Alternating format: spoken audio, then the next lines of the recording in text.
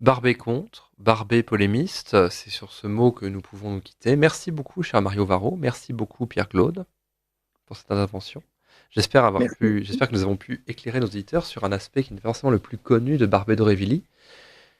Il me reste à recevoir un invité un peu plus inattendu. Bonsoir, bonsoir. Je suis avec un Bonsoir. invité un peu particulier, philosophe, théologien, savoyard, un homme qu'aucune autre émission de radio n'oserait inviter, mesdames, messieurs, sur Radio Courtoisie, Joseph Demestre.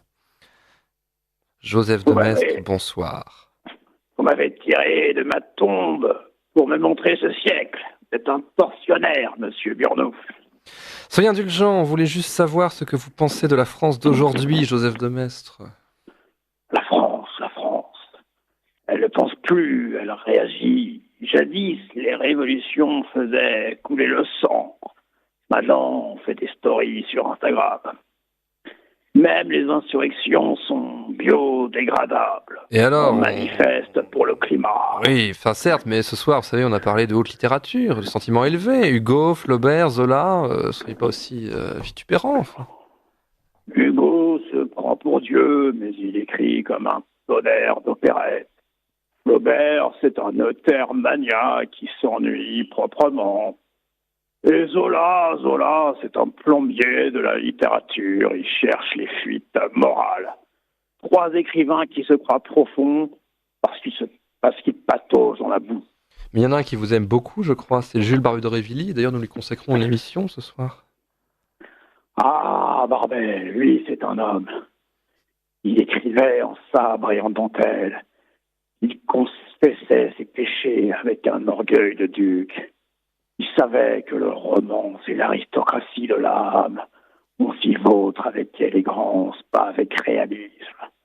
Barbet, c'est la preuve qu'on peut croire en Dieu, tout en fréquentant les catins littéraires, pour mieux les sauver ensuite. Ah, ah, ah. Donc, selon vous, la littérature doit rester un sport noble, cher invité. Toujours, toujours. L'écrivain, c'est un seigneur. Il commande à la phrase, pas au lecteur. Depuis qu'on écrit pour le peuple, on n'écrit plus que pour la postérité des fonctionnaires. Venons-en à un peu de politique, Comte. Henri V, votre modèle, a refusé de régner sous le drapeau tricolore et beaucoup l'ont jugé obstiné, obtus. Obstiné? Non. Pur. Le drapeau blanc, c'est la France fidèle à elle-même. Le tricolore, c'est la nappe de la guillotine. Rouge du sang, blanc des os, bleu de la peur. On ne restaure pas la monarchie avec le torchon de sa chute. Pourtant, on a des jeunes royalistes qui, à Paris, ont repeint un escalier en bleu, blanc, rouge pour récupérer la nation. Ils sont pas un escalier. Mais la France n'est pas un escalier, monsieur Burnos. C'est un hôtel. Ces garçons confondent la foi et le bricolage. Leur action française, ça ne tient pas debout. Donc, un vrai monarchiste pour vous, qu'est-ce qu'il fait du coup?